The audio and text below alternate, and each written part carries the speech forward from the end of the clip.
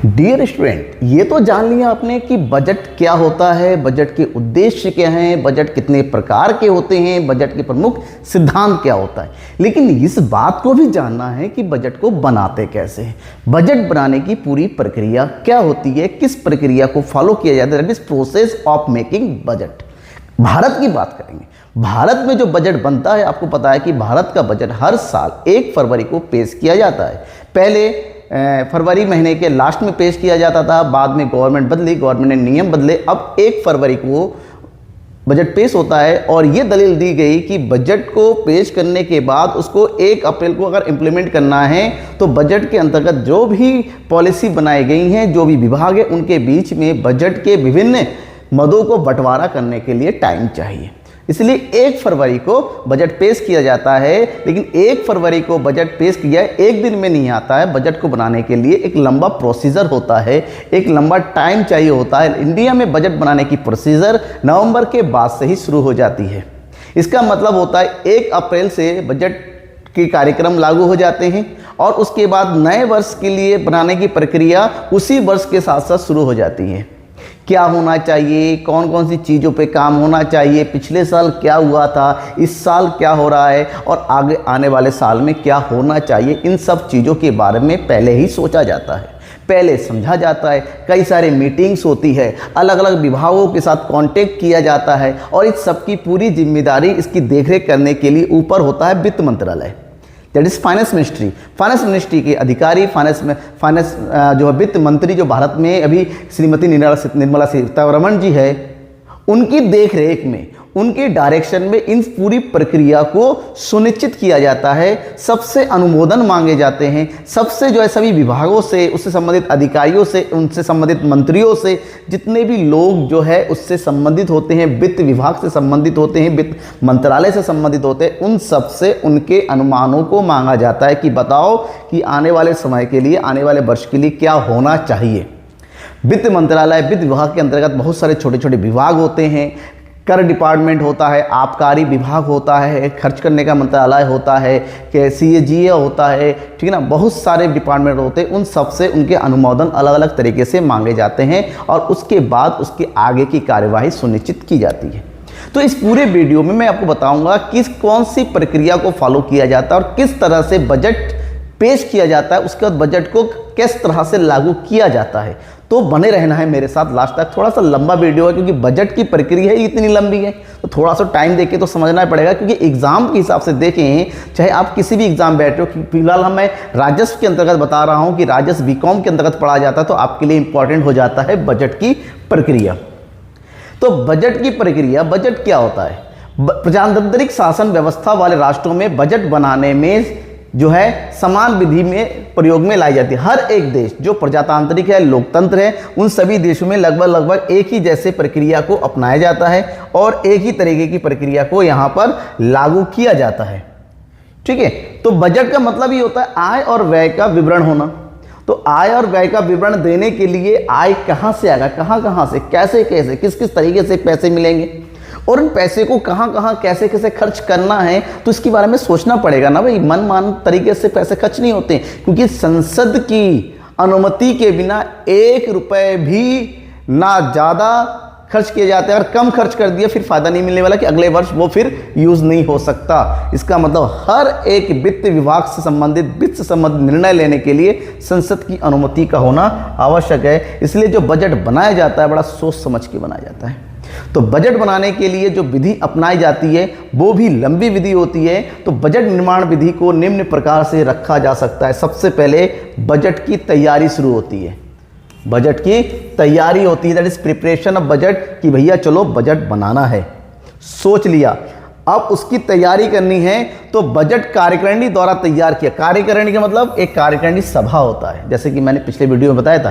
कार्यकारिणी सभा का मतलब उसमें कुछ लोग होते हैं, कुछ मेंबर्स होते हैं जो ये तय करते हैं कि बजट में क्या क्या कैसे कैसे होना चाहिए। सॉरी, भारत में प्रत्येक वर्ष फरवरी माह में, जैसे कि मैंने बताया, 1 फरवरी को बजट पेश किया जाता संसद में, और जिसमें आयगत खाते और पूंजीगत खाते के रूप में उसको अलग अलग वर्गों में वर्गीकृत किया जाता है। ठीक है ना। देखिए, बजट तैयार करने से पूर्व सभी विभागों एवं मंत्रालय से सूचित कर दिया जाता है, जिससे आगामी 3 वर्षों की आय व्यय का अनुमान मांगे जाते। अलग अलग विभाग, जैसे कि मैंने कहा था कि बजट से संबंधित, वित्त से संबंधित जितने भी विभाग है, सभी विभागों को सूचित किया जाता है कि भाई बजट बनाने की प्रक्रिया शुरू हो चुकी है। आप आने वाले 3 साल, मतलब जो आगामी वर्ष से रिलेटेड, जो भी ये पिछला वर्ष, वर्तमान वर्ष और आगे, ये तो 3 वर्ष है, 3 वर्षों का अनुमान मांगे जाते हैं। वो होता है पिछला वर्ष, वर्तमान वर्ष और आगामी वर्ष का क्या हुआ था, क्या हो रहा है और क्या होना चाहिए, अनुमोदन मांगे जाते हैं। और ये जो अनुमान होते हैं, इनको 2 भागों में, 2 वर्गों में बांटे जाते हैं, जिसमें वे अनुमान होते हैं जिसका संबंध वर्तमान से होता है कि क्या होना चाहिए, वर्तमान स्थिति के अनुसार क्या होना चाहिए, और वे अनुमान जिसका संबंध भविष्य की व्यवस्था के, भावी व्यवस्था के आगे क्या हमें करना चाहिए। इन 2 चीज़ों के अकॉर्डिंग डिपेंड होता है कि भैया चलो हम आने वाले वर्ष में जो बजट बनाएंगे उसमें अपने सजेशन दो कि वर्तमान की स्थिति के अकॉर्डिंग क्या होना चाहिए और भविष्य की स्थिति के अनुसार क्या होना चाहिए। आप अपने अपने समय से, क्योंकि कोई एक व्यक्ति बजट को नहीं बनाता है बजट बनाने के लिए, क्योंकि बजट पूरे देश से संबंधित होता है। बजट का संबंध भारत के हर एक नागरिक से होता है, चाहे वो गरीब हो, चाहे अमीर हो या मध्यवर्गीय हो।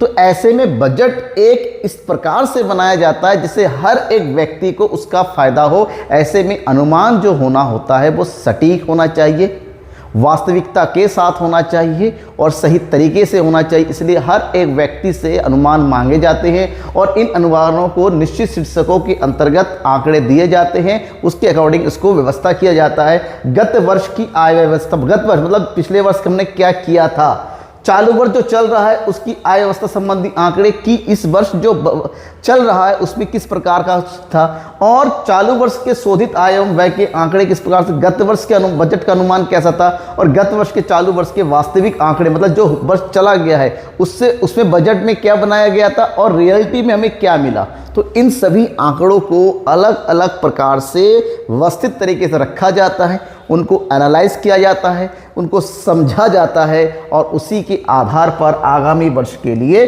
काम किया जाता है। बजट अनुमानों को विभागाध्यक्ष के पास भेज दिया जाता है। जो विभागाध्यक्ष मतलब अलग अलग विभागों को जो अनुमान आते हैं, जो अलग अलग विभाग होते हैं, उसके जो चीफ होते, अध्यक्ष होते, उनके पास रखा जाता है। उनका सावधानी से अध्ययन करके संपूर्ण विभाग के लिए एक संयुक्त अनुमान तैयार किया जाता है।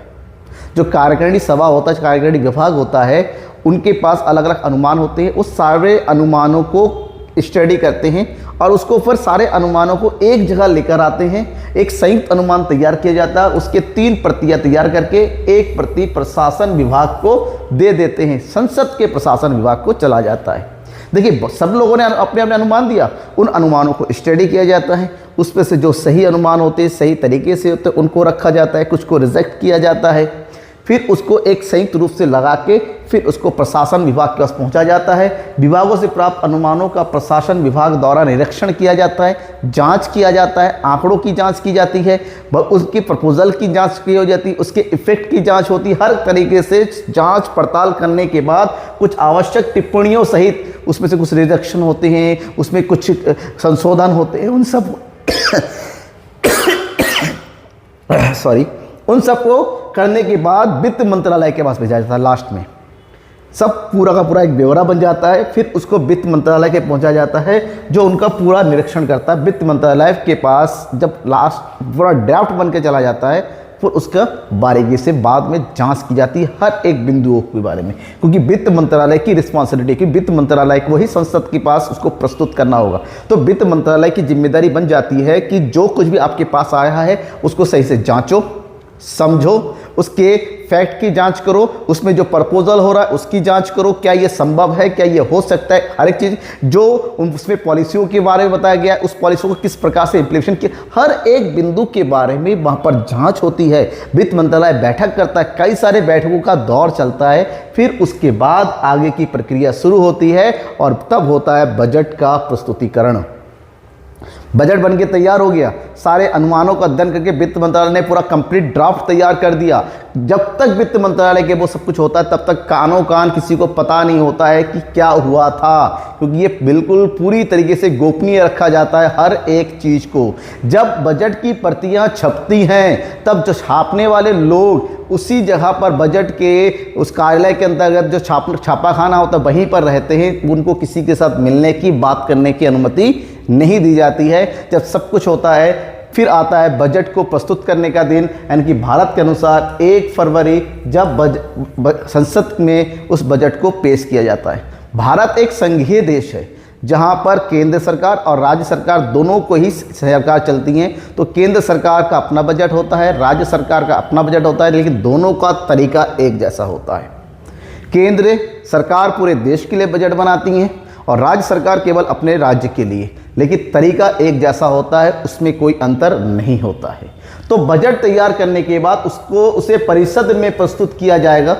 पर भारत में लोकसभा है, लोकसभा और राज्यसभा दोनों जगह बजट को प्रस्तुत किया जाता है। भारत में दोनों में यह बजट प्रस्तुत किया जाता है। वित्त मंत्री बजट पेश करने में अपना भाषण देता है, वित्त मंत्री के द्वारा बजट पेश किया जाता है और बजट से संबंधित उनका भाषण होता है, और वो एक लंबा भाषण होता है, करीब 1 घंटे से ज़्यादा होता है। 1 घंटे का हो सकता है, 2 घंटे का हो सकता है, 3 घंटे का हो सकता है। जैसा बजट के अंतर्गत जो चीज़ होती उसको डिटेल से पढ़ा जाता है। हर लाइन को जो है उसमें प्रस्तावों को वित्त मंत्री के द्वारा संसद के सम्मुख रखा जाता है और उनकी प्रतियों को भी सभी सदस्यों के बीच में बांटा जाता है, और वो देखते हैं कि संसद वित्त मंत्री जो पढ़ रहे हैं उन उसके साथ मैच हो रहा है। हर एक उसमें वो लोग, चाहे पक्ष सरकार के मेंबर्स हो चाहे विपक्ष के मेंबर, हर लोग उस समय बैठे होते हैं और इसमें वित्तीय प्रस्तावों के कारणों पर प्रकाश डाला जाता है और करारोपण के छूट पर भी बात की जाती है। वित्त मंत्रालय हर एक प्रस्तावों के बारे में विस्तार से बताते हैं। टैक्स बढ़ाया गया है, घटाया जा रहा है, नया लगाया जा रहा है, किस प्रकार से होती है, कौन कौन सी नई नई प्रस्तावों को लाया जा रहा है, कौन कौन से नए कार्य हो रहा है, हर एक चीज़ के बारे में संसद में बातें होती हैं। उनके भाषण में उसको शामिल किया जाता है। बजट भाषण बहुत ही ज़्यादा महत्वपूर्ण दस्तावेज होता है। यदि बजट घाटे का होता है तो घाटे का बजट क्यों होता है, क्यों बनाया जा रहा है, कितना घाटा हो रहा है, इस घाटे की पूर्ति कैसे करेंगे, हर एक चीज़ के बारे में संसद को बताना अनिवार्य है। ठीक है, ये बताना होगा उसने ऐसा बजट क्यों बनाया क्लियरली। अगर आपने घाटे का बजट बनाया तो क्यों बनाया, संतुलित बजट बनाया तो क्यों बनाया, और अगर आपने यहाँ पर बचत का बजट बनाया है, बेसिकली भारत में बजट का बजट नहीं बनता है, आज तक बनाया नहीं है, अगर बनता है तो क्यों बनाया, पूरा जवाब देना पड़ेगा। हर एक स्थिति के बारे में संसद के सामने बताना पड़ेगा। नेक्स्ट, प्रस्तुत हो गया, बजट का भाषण हो गया। अब उसके बाद होता है सामान्य बहस। जैसे ही वित्त मंत्री के द्वारा संसद के सामने बजट को प्रस्तुत कर दिया जाता है, बजट के विभिन्न बिंदुओं को रखा जाता है सबके सामने और उन बिंदुओं पर सबको स्टडी करना होता है, और उसके बाद उस बजट से संबंधित बहस यानी कि वाद विवाद चलता है। आपको कुछ अच्छा लगता है, आपको कुछ बुरा लगता है, आपको किसी चीज़ पर कोई टिप्पणी करनी है, उन हर चीज़ों के बारे में बहस होती है। वित्तीय विवरण प्रस्तुत करने के बाद दोनों सदनों में सामान्य बहस की जाती है पक्ष विपक्ष के माध्यम से। वाद विवाद प्राय 3 दिन तक रहता है। कितने दिन तक? 3 दिन तक चलता रहता है, जिसमें सदस्यों को सरकारी नीति की आलोचना करने का पूरा अधिकार होता है। कोई भी जो बजट पेश किया जाता है उसके किसी भी बिंदु के बारे में अपनी आलोचना बता सकता है, अपने प्रश्न कर सकता है। प्रस्ताव रखने या वोट के लिए प्रस्ताव रखने का कोई अधिकार नहीं होता। जो बजट होता है उसके पक्ष विपक्ष में उसके कोई प्रस्ताव नहीं ला सकते, कोई वोटिंग नहीं होती है। आप उससे संबंधित विभिन्न बिंदुओं पर जरूर प्रश्न खड़ा कर सकते हैं। उसके बाद वित्त मंत्री उनकी उत्तर देता है। लोग जो प्रश्न पूछते हैं, ऐसा क्यों हो रहा है, ऐसा किस तरह से हो रहा है, कि हर एक बिंदु के बारे में अगर कोई प्रश्न आता है उसको वित्त मंत्री के द्वारा कलेक्ट करके उनके हर चीज़ों का प्रश्नों का जवाब दिया जाता है ताकि वो संतुष्ट हो सके। उसके बाद बहस अपने आप में समाप्त हुई मानी जाती है। वह कि प्रत्येक मद को सामान्य बहस में रखा जाना आवश्यक होता, हर चीज़ को आता है। यहाँ हो गया बहस। उसके बाद होता है मतदान। जो बहस में चीज़ें होती हैं, वोटिंग वाली चीज़ें होती हैं, क्या होना चाहिए, किसी को जो ऑब्जेक्शन वगैरह होता है उससे रिलेटेड। जब बजट पर सामान्य बहस हो जाने के बाद विभिन्न विभागों के मंत्री अपने अपने विभाग के लिए अनुमानों की मांग करते हैं। मतलब जैसे रेलवे है, वित्त मंत्री के सामने रेलवे विभाग है, अलग अलग विभाग का अनुमान होता है हर किसी को अपना, जैसे सड़क परिवहन विभाग होता है, जन मंत्रालय होता है, ग्रामीण विकास मंत्रालय होता है, युवा कल्याण, शिक्षा, स्वास्थ्य, हर एक विभाग के द्वारा उसमें अपनी अपनी मदों की मांग की जाती है और हर एक चीज़ों के ऊपर अलग अलग से बहस होती है। हर चीज़ों के ऊपर बजट के समस्त मदों को दो भागों में बट के बांटा जाता है। एक, मतदान अयोग्य मदे, मतलब वो चीज़ जिसके ऊपर कोई वोटिंग नहीं होती है। जो बजट होता है उसमें दो वर्ग, एक जिन बिंदुओं पर आप वोट कर सकते हो और जिन बिंदुओं पर किसी को वोट करने का कोई राइट नहीं होता है, ऑब्जेक्शन नहीं कर सकते, वे व्यय सम्मिलित किए जाते हैं जिन पर लोकसभा को मतदान करने की आवश्यकता नहीं होती है। ये व्यय भारत के संगठित कोष से दिए जाते हैं। संगठित कोष मतलब उसके लिए अलग से व्यवस्था की जाती है बजट के माध्यम से, इस पर टिप्पणी नहीं की जा सकती। जैसे राष्ट्रपति का वेतन कितना होगा, उसके कार्यालय के खर्चे कितने होते हैं, सुप्रीम कोर्ट के जो जज होते हैं उनका वेतन, उनके भत्ते, उन सबसे कार्यकलापों की जो भत्ते वगैरह होते हैं वो किस तरह से होता है, भारत के प्रधान लेखा परीक्षक CAG का वेतन, ऋण संबंधी व्यय जो लोन वगैरह लिए जाते हैं वो सब कैसे होगा, इंटरेस्ट कैसे दिया जाएगा, विधानसभा के अध्यक्ष उपाध्यक्ष का वेतन एवं लोकसभा के प्रवक्ता एवं वक्ता का वेतन संघीय न्यायालय ने न्यायाधीशों के वेतन, मतलब ये सारे जो बिंदु होते हैं इन बिंदुओं पर लोकसभा में वोटिंग का कोई राइट नहीं होता है। और दूसरा पॉइंट होता है मतदान योग्य, जिनके ऊपर वोटिंग हो सकती है। इनमें उन मदों को सम्मिलित किया जाता है जिन पर मतदान करने की आवश्यकता होती है। कोई ऑब्जेक्शन करता है कि ऐसा हो रहा है, क्यों हो रहा है, किस तरह से होता है, पक्ष विपक्ष में वोटिंग होती है। इन मदों पर बहस का समय पृथक पृथक निर्धारित किया जाता है, अलग अलग टाइम दिया जाता है। इसमें लोकसभा का मत लेकर उन मांगों को स्वीकृत या अस्वीकृत किया जा सकता है। मान लो वोटिंग हो रही, किसी को ने कहा ये पॉइंट सही नहीं है, चलो वोटिंग कर लेते हैं। पक्ष विपक्ष से अगर विपक्ष में वोट ज़्यादा बढ़ते हैं उसको अस्वीकृत किया जा सकता है, उसको हटा दिया जा सकता है, और पक्ष में ज़्यादा हुआ तो उसको जैसा है वैसा रखा जा सकता है। ये संसद के अंतर्गत ये सब चलता रहता है जब बहस होती है। मांगों पर बहस के लिए अध्यक्ष द्वारा कुछ खास दिन निश्चित कर दिए जाते हैं।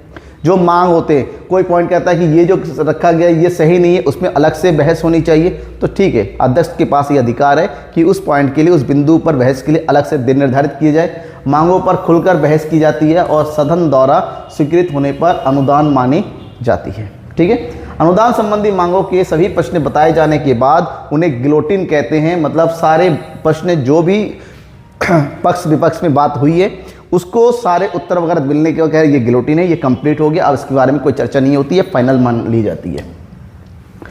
उसके बाद क्या होता है, कटौती प्रस्ताव। कटौती मतलब कोई भी एक चीज़ जो प्रस्ताव सरकार के द्वारा उसके विपक्ष में कोई बात होती है, किसी बिंदु को हटाना है, किसी बिंदु को काटना है, कम करना है, उससे रिलेटेड एक प्रस्ताव होता है जिसको नाम रखा गया है कटौती प्रस्ताव, दैट इज कट मोशन। कटौती प्रस्तावों को दो उद्देश्य होते हैं। एक, सरकारी व्यय में मितव्ययिता लाना, अगर कहीं पर फालतू के खर्च हो रहा है, ऑब्जेक्शन लग गया और उसके बारे में बताया गया कि ये फालतू का खर्चा, इसको कम किया जाना चाहिए, लेकिन बंदे को बताना होगा जो उस प्रस्ताव को लेके, जो प्रस्ताव लाएगा विपक्ष में, उसको पूरा कारण और कैसे होना चाहिए ये सब कुछ बताना पड़ेगा, अदरवाइज उसके प्रस्ताव को नहीं माना जाता है। शासन के अनुमानों के संबंध में विशेष बात की जानकारी प्राप्त करना, कि शासन ने कहा कोई अनुमान आ रहा है, वो किस पूरी जानकारी लेना चाहता है तो ये प्रस्ताव पेश किया जा सकता है। मितव्ययिता लाने हेतु बड़ी मात्रा में कटौती प्रस्ताव के संबंध में प्रस्तावक को एक सुझाव स्वयं ही देना पड़ता है कि किस मद में किस प्रकार की कटौती संभव है। भाई आप कह रहे हो ये ऐसा होना चाहिए, तो कैसा होना चाहिए ये भी बताना, रीज़न बताने पड़ेंगे और किस तरह से इसको सुधारा जाएगा ये भी बताना पड़ेगा। इसके विपरीत छोटी सी कटौती को सांकेतिक कटौती कहते हैं। बड़ी कटौती के बारे में जो छोटी छोटी कटौती होती है, चलो वो तो अलग बात है, बात विवाद में, बहस में ही वो सब अध्यक्ष के द्वारा ही कर लिए जाते हैं, लेकिन बड़ी कटौती के लिए अलग से प्रोसीजर होती है। उत्तर संतोषप्रद होने पर प्रस्ताव वापस हो जाते हैं। स्वीकृत होने पर सरकार के विरुद्ध अविश्वास का प्रस्ताव पास हो जाता है। देखिए यहाँ पर एक पॉइंट है, अविश्वास प्रस्ताव। मान लीजिए कोई एक बिंदु ऐसा है जो किसी के द्वारा स्वीकार नहीं किया जा रहा है और विपक्ष अपोजिशन पार्टी चाहती है कि अविश्वास प्रस्ताव लाया जाए सरकार के लिए, क्योंकि ये देश हित में नहीं है, तब उस प्रस्ताव को लाया जा सकता है। और लेकिन अविश्वास प्रस्ताव लाने का मतलब ये नहीं कि सरकार खत्म, नहीं, अब उसके ऊपर वोटिंग होगी। अगर अविश्वास प्रस्ताव के विपक्ष में ज़्यादा वोट पड़ रहे हैं तो इसका मतलब ये हुआ कि भैया जैसा है, लेकिन अगर अविश्वास प्रस्ताव के पक्ष में वोट हो रहा है तो सरकार को अपने निर्णय बदलने पड़ सकते हैं, बजट में कुछ हिस्सों में परिवर्तन किया जा सकता है। नेक्स्ट इज पूरक बजट। देखिए पूरक, इसको अनुपूरक या पूरक बजट कहते हैं, सप्लीमेंट्री बजट। कभी कभी ऐसा होता है, बहुत सी परिस्थितियाँ ऐसी होती हैं, जैसे अभी इलेक्शन का टाइम था, फरवरी में जो बजट पेश किया अनुपूरक बजट था इस साल 2024 में, क्योंकि सरकार बदलने वाली होती, इलेक्शन है, अब कौन सी सरकार आएगी क्या नहीं है, तो उस समय तक जब तक नया बजट ना आ जाए तब तक के लिए देश को चलाने के लिए एक ऐसे बजट की आवश्यकता होती है जो उस कम अवधि में चलना होता है, उसको पूरक बजट कहते हैं। ठीक है, कभी कभी होता है कि व्यय जितना होना चाहिए उससे ज़्यादा हो जाता है, ये समय से पहले ही सारे पैसे खर्च हो जाते हैं, तो उस समय तक के कामकाज को चलाने के लिए अलग से पैसे चाहिए होते हैं। तो अलग से पैसा, मैंने कहा एक पैसा बिना संसद की स्वीकृति के नहीं होता है खर्चा, तो इसलिए संसद का अनुमोदन लिया जाता है। तो यहाँ पर एक अलग से सरकार के द्वारा बजट पेश किया जाता है, इसको पूरक बजट के नाम से जानते हैं, और संसद के द्वारा स्वीकृति लेने के बाद ही उसको देश में अप्लाई किया जाता है। सांकेतिक मांगे, टोकन ग्रांट्स। बजट स्वीकृत होने के बाद कुछ मदें ऐसी होती है जिन्हें अनिवार्य रूप से व्यय करना आवश्यक होता है। बहुत सारी चीज़ें ऐसी होती हैं, आपने उसके ऊपर प्रपोजल बनाया तो खर्च होना पड़ेगा, परंतु संसद के सामने स्वीकृति भी प्राप्त करनी होती है, तो ऐसी परिस्थिति में सांकेतिक मांग के रूप में इस व्यय को स्वीकृति देने हेतु संसद में प्रस्तुत किया जाता है। बहुत सारी मांगे ऐसी होती हैं जो बजट के साथ नहीं होती है, लेकिन बाद में उस व्यय मांग उसको करना पड़ेगा, खर्च करना पड़ेगा, तो अलग से एक सांकेतिक मांग। जैसे कोरोना के टाइम था और कोरोना अचानक आ गया, बजट में तो वो नहीं हुआ था ना कि पता क्या था कोरोना। अब सरकार के द्वारा कोरोना से निपटने के लिए एक बहुत बड़ी राशि की आवश्यकता पड़ेगी, खर्च करना पड़ेगा, और बजट में था नहीं, सरकार कैसे खर्च करे। उसके लिए सरकार के द्वारा एक अनुपूरक सांकेतिक मांग की गई और बजट में संसद में पेश किया गया सामने, और संसद की तरफ पास होने के बाद उसके बाद जो है उस पैसे को देश के हित के लिए, कोरोना से निपटने के लिए खर्च किया गया। यदि किसी विशेष कारण से निर्धारित राशि से अधिक धन व्यय हो गया है तो उसकी स्वीकृति के लिए अतिरिक्त अनुदान की व्यवस्था की जाती है। इन अनुदानों की मांगों को लोकसभा में प्रस्तुत करने से पूर्व सार्वजनिक लेखा समिति के सामने प्रस्तुत, वो जांच करेगी सरकार ने जो अधिक खर्च किया है, क्यों किया है, कहाँ किया है, कैसे किया है, और उस खर्च से संबंधित भुगतान के लिए पूरी लेखा समिति उसके बारे में जांच पड़ताल करेगी। फिर संतुष्ट होने के बाद आगे क्या प्रोसीजर होगा। फिर विनियोजन विधेयक, द एप्रोप्रिएशन बिल। सब कुछ हो गया कंप्लीट, बहस कंप्लीट हो गया, वोटिंग हो गई, सब कुछ हो गया। अब बात बजट की मांगों पर बहस हो जाने के बाद एक विनियोजन विधेयक रखा जाता है। विनियोजन विधेयक मतलब होता है कर लगाने के सुझाव, मतलब कर बढ़ाना है, कम करना है, नया कर लगाना है, क्या करना है, इससे संबंधित एक प्रस्ताव रखा जाता है। लोकसभा के द्वारा कार्यवाही पूरा करने लेने पर इसे राज्यसभा में भेज दिया जाता है, और राज्यसभा में पारित होने के बाद एक कानूनी रूप से पूरे देश में लागू हो जाता है, और ये टैक्स से रिलेटेड अलग से काम किया जाए। बजट में तो होता है ये, लेकिन बजट के अतिरिक्त अलग से कानून बनाया जाए, क्योंकि कर का कानून होता है जिसको पास करना जरूरी है। उसके बाद पेश किया जाता है वित्त विधेयक।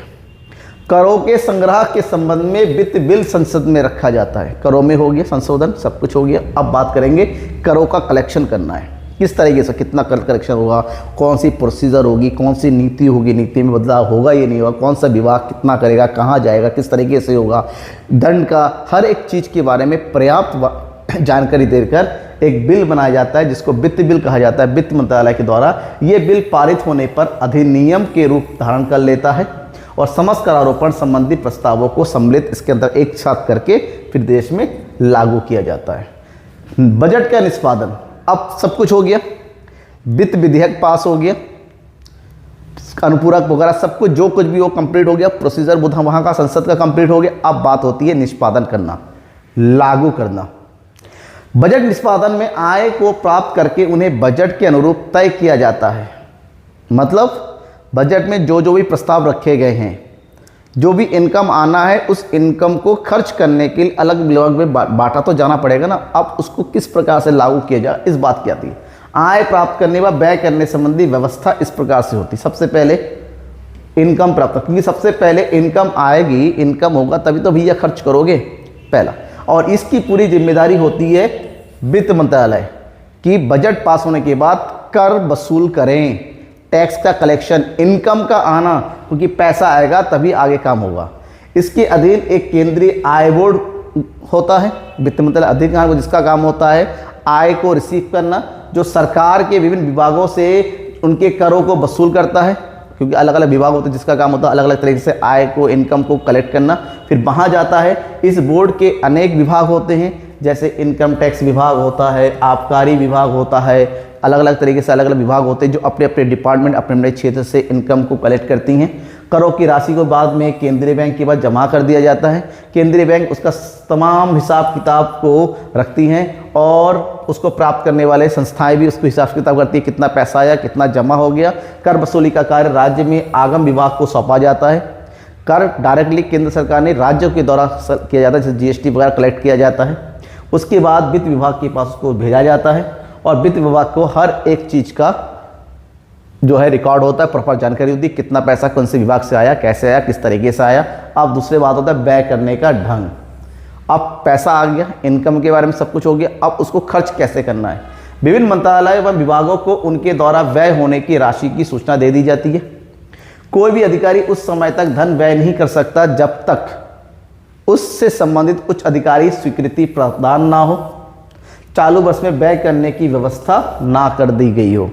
व्ययों की व्यवस्था के लिए भी कि आप ऐसा नहीं कि पैसा मिल गया तो खर्च कर दो, नहीं, उसके बारे में प्रॉपर है कि उससे संबंधित अधिकारी की पूरी जानकारी होनी चाहिए, स्वीकृति मिलनी जरूरी है। प्रत्येक विभाग का व्यय निर्धारित कर दिया जाता है और वो उससे अधिक राशि खर्च नहीं कर सकता और उससे संबंधित ऑडिटर जनरल एवं राज्य में लेखापाल उन सभी चीज़ों को, व्यय को देखता है, नियंत्रित करता है और उसके बारे में पूरी प्रॉपर जानकारी रखता है। केंद्र में ऑडिटर जनरल को बोलते हैं और राज्यों में जो देखरेख करता है उसको बोलते हैं लेखापाल। समस्त भुगतान सरकारी खजाने के द्वारा जो भी पेमेंट आ रहा है वो रिजर्व बैंक के पास जाता है। जो भी पैसा कहीं पर जाना है, ठीक है ना, वो सब कुछ केंद्रीय बैंक के, यानी कि भारत में रिजर्व बैंक आरबीआई के थ्रू जाता है। आरबीआई के पास पैसा आता है, जो भी प्रस्ताव होते हैं जिसे खर्च करने हैं, प्रस्ताव केंद्रीय बैंक के पास जाता है, केंद्रीय बैंक के पास चेक जाता है, केंद्रीय बैंक उस चेक के माध्यम से उसका पेमेंट कर देती है। ऐसे में प्रॉपर हिसाब किताब रहता है। उस राशि को उसी वित्तीय वर्ष में व्यय होना चाहिए, अन्यथा बची राशि डूब जाती है। किसी विभाग को मान लो एक विभाग को 100 करोड़ रुपए अलॉट किए गए और 100 करोड़ रुपए अलॉट कर दिया गया कि आपको खर्च करना। अब 100 करोड़ में से केवल 80 करोड़ खर्च हो पाया है, 20 करोड़ नहीं हो पाया। इसका मतलब नहीं है 20 करोड़ अगले साल भी मिल जाएगा, नहीं मिलेगा। वो 20 करोड़ वहीं पर खत्म, डूब जाएगा, ठीक है, वो डूब जाएगा, वो दोबारा नहीं मिलेगा। अगले साल जो नया तरीके से अलॉट होगा वो पैसा आपको मिलेगा, ठीक है ना। आपने देखा होगा बहुत सारे सांसद होता है, सांसद निधि, विधेयक निधि खर्च नहीं हो पाता है। इसका मतलब ये नहीं कि अगले साल अगर 5 करोड़ दे रहा है इस साल 6 करोड़ मिलेगा, ऐसा नहीं होता है। जो राशि आप खर्च नहीं कर पा रहे हो वो ऑटोमेटिक वहीं पर उसको राइट ऑफ कर दिया जाता है, ख़त्म कर दिया जाता है। व्यय की स्वीकृति देने वाले आबकारी अधिकारी 2 बातों का विशेष रूप से ध्यान रखते हैं। एक, मितव्ययिता लाने का प्रयास करना। अगर आपको 100 रुपये दिए जा रहे, कोशिश ये करना 100 रुपये का उचित रूप से खर्च हो, अधिक से अधिक कम। ऐसा नहीं कि 100 रुपये के 90 रुपये खर्च करोगे, नहीं। मितव्ययिता का मतलब ये नहीं है कि आप पैसे बचाओगे, पैसे बचाने वाला बात नहीं है, आप उससे अधिक काम करोगे, इस बात को ध्यान में रखा जाता है। बजट में दिए गए नियमों एवं आदेशों का अनुसार व्यय करना। जो भी संसद के तरफ बजट के अंतर्गत योजना लाया गया है, जो प्लान बताया गया है, जो नियम बनाया गया, उसी के अनुरूप ही धन का व्यय होना यहाँ पर आवश्यक है। लेखा अनुदान, अकाउंट एस्टिमेट्स। संविधान की धारा 16(1) के अनुसार लेखा अनुदान संसद के द्वारा पास किया गया एक अग्रिम अनुदान है जो नियमित बजट पास होने तक वित्तीय वर्ष के एक भाग के लिए अनुमानित व्यय के संबंध में होता है। कुछ पैसा सरकार के द्वारा एक अलग से हिस्सा करके रखा जाता है, जिसको इमरजेंसी में प्रयोग किया जा सकता है। लेखा अनुदान बोलते हैं, लिख के रखा जाता है। इसका प्रयोग तब किया जाता है जब बजट में सामान्य बहस अप्रैल में भी चलती रहती है। मान लो बजट का प्रोसेस कंप्लीट नहीं हुआ और अप्रैल में भी बहस चलती रहती है, तो उसके दौरान जो खर्चा होता है उस खर्चे को निपटाने के लिए इस राशि का प्रयोग किया जाता है। अब बात करते हैं बजटिंग के लक्षण। एक अच्छा बजट किस प्रकार का होता है? आपने अब तक बजट बनाने की पूरी प्रोसेस को देख लिया, कैसे होता है बजट बनाने की प्रक्रिया, कैसे होती हैं, ठीक है ना। हर एक चीज़ को आपने देखा, बहस वगैरह के बारे में देखा, किस तरह से बहस होता है, किस तरह से सब कुछ। अब बजट बनाने की बातों, जब बनाते हैं तो उस समय किन किन चीज़ों पर ध्यान देना है? सबसे पहले ध्यान देना है नकदी के आधार पर, कैश, रोकड़ के आधार पर। बजट का निर्माण नकदी के आधार पर किया जाना चाहिए, बही खाते के आधार, कितना पैसा एक्चुअली में आना है और कितना पैसा कहाँ खर्च करना है, इस जो वित्तीय वर्ष से संबंधित होता है उसी से होना चाहिए। अगला पिछले से मतलब आपको नहीं है, जो वर्तमान वर्ष में अलॉट किया गया उससे से संबंधित ये सब चीज़ें होनी चाहिए। नंबर 2, कुल आय आधार। बजट में कुल आय के आधार पर बनाया जाना चाहिए, शुद्ध आय के आधार पर नहीं। आपको कुल कितना मिल रहा है उसमें हर चीज़ इंक्लूड होना चाहिए। आपको ये मतलब नहीं है कि उसमें से कितना सा खर्च हो गया, नहीं, आपके पास जो टोटल इनकम है, टोटल इनकम के बेस पे बजट बनना चाहिए। बजट में कुल आय को एक स्थान पर और एकत्रित करने संबंधित सभी मदों को दूसरे स्थान पर दिखाया जाना चाहिए। बजट में आय एवं व्यय को पृथक पृथक दिखाया जाता है, कितना पैसा जहाँ से आ रहा है आने दो, कितना पैसा कहाँ को जा रहा है जाने दो, हर एक चीज़ का अलग अलग व्यवस्था। आप ये नहीं कह सकते बजट में इतना पैसा आ रहा है इस पर खर्च हो गया तो माइनस हमारे पास 100 रुपये बचे, नहीं। अगर 500 रुपये आ रहा है तो पूरा 500 रुपये लिखो, 400 रुपये खर्च हो रहा है पूरा, ये नहीं कि 500 में से 400 खर्च हो गया बचे 100, आपने 100 रुपये बजट में लिख दिया, ऐसा नहीं होता है। टोटल का हिसाब किताब होता है, नेट का नहीं। संसद का नियंत्रण, पूरे बजट की प्रक्रिया पर बजट का पैसा आना जाना हर एक बिंदु पर संसद का पूरा नियंत्रण होता है और संसद के अंतर्गत उनके सौजन्य से वित्त मंत्रालय पूरा निगरानी रखता है। महालेखा परीक्षक नियंत्रण करता है, हर विभाग का पूरा नियंत्रण होता है ताकि स्वीकृति होने के बाद ही कोई व्यय सार्वजनिक रूप से किया जा सके, बिना स्वीकृति के कोई पैसा खर्च ना हो सके। इसका मतलब भारत में जो भी पैसा खर्च करता है ना वो सब संसद के अंतर्गत ही आता है।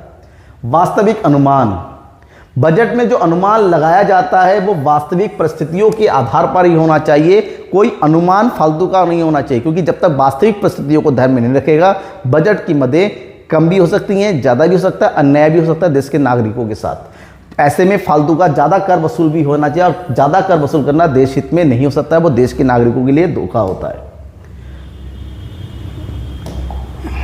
एक वर्षीय बजट, ध्यान में रखना है जो बजट बनता है तो एक वर्ष के लिए बनता है। भारत में ये बजट बनता है 1 अप्रैल से लेके 31 मार्च तक के लेखांकन वर्ष के लिए। ये भारत का लेखांकन वर्ष, अलग अलग देशों का अपना अपना होता है कि भारत का 1 अप्रैल से लेके 31, और इसी के लिए ही बजट, समस्त क्रियाओं का एक ही बजट चाहे कोई भी हो। पहले भारत में रेलवे बजट अलग से बनता था, ठीक है ना, दामोदर घाटी बजट अलग बनता था, अलग अलग बजट बनता था। ऐसा नहीं, एक देश एक बजट, उस बजट के कई हिस्से बना दो, उस बजट में अलग अलग मदों के लिए अलग अलग चीज़ों के लिए अलग अलग मदे बना दो, लेकिन बजट एक ही बनना चाहिए। अलग अलग व्यवस्था करना देश, पहले भारत में पहले रेलवे बजट बनता था, उसके बाद फिर सामान्य बजट, तो ये गलत है। फिर भारत उस सबको मिला के एक ही बजट बनाए, अब एक साथ एक ही बजट पेश होता है भारत में, कोई अलग से कोई बजट नहीं बनता है किसी अलग चीज़ों के लिए। संतुलित बजट, बजट सदैव संतुलित ही होना चाहिए, कोशिश ये करना चाहिए कम से कम घाटा उठाया जाए, लेकिन देश के अधिक विकास करने के लिए थोड़ा घाटा होना चाहिए, फिर भी जो घाटे के साथ बजट बनाना चाहिए वो भी संतुलित होना चाहिए, यानी कि ओवर घाटा दिखा रहे हैं, आप कर्जा ज़्यादा ले रहे हैं, तो ये गलत चीज़ है। एक संतुलित वे में जिससे देश उस चीज़ को वहन कर सके, आने वाले भविष्य में देश के ऊपर कोई संकट ना हो, इस हिसाब से बजट को बनाया जाना जरूरी होता है। बजट समाप्ति नियम, बजट में व्यवस्था होनी चाहिए कि यदि वित्तीय वर्ष में किसी विभाग द्वारा कोई राशि व्यय ना की जा सके, जिस विभाग को जितना पैसा दिया जा रहा है अगर उसी लेखा वर्ष में वो पैसा खर्च नहीं हो रहा है तो ऑटोमेटिक उस पैसे को खत्म माना जाता है, अगले आने वाले बजट में उसको उसके साथ सम्मिलित नहीं किया जाता है। ठीक है। समान लेखे, वित्तीय नियंत्रण में सुविधा रहने की दृष्टि से केंद्र एवं राज्यों में समान आधार पर ही लेखों को रखा जाता है, चाहे राज्य सरकार के अधीन हो चाहे केंद्र सरकार, जो भी लेखा जोखा होता है वो एक समान, एक नियम, एक ही प्रारूप में होता है।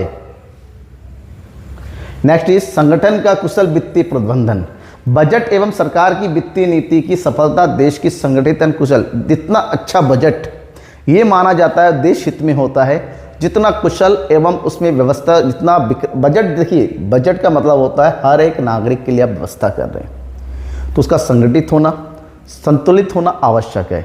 गरीब से गरीब, अमीर से अमीर, किसान, युवा, सरकार, ठीक है ना, सरकारी विभाग, प्राइवेट विभाग, हर एक क्षेत्र के लिए उसमें पर्याप्त जगह होनी चाहिए, संतुलित होना चाहिए। ऐसा नहीं टैक्स बढ़ाना है तो बढ़ाइए, लेकिन इसका मतलब ये नहीं कि गरीबों के ऊपर आप भार डाल रहे हैं।